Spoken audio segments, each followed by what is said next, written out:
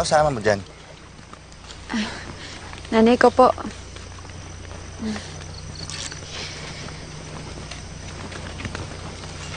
Salamat po sa paghatid.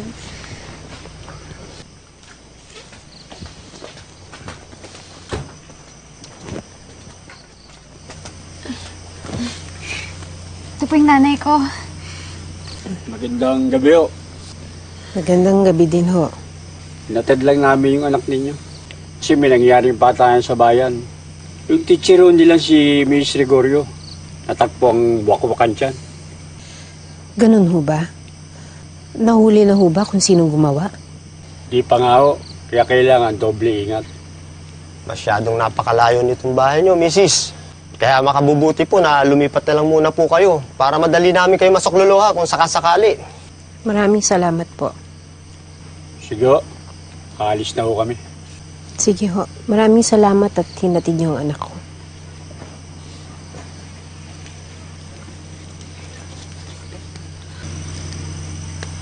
Eli, salamat ha. Naku, naabala ka pa. Sumama ka pa sa kanila. Wala ka naman, Roda. Nay, si Eli nga po pala. Kaibigan ko. Magandang gabi po. Magandang gabi din. Paano? Mauna na ako. Sige po.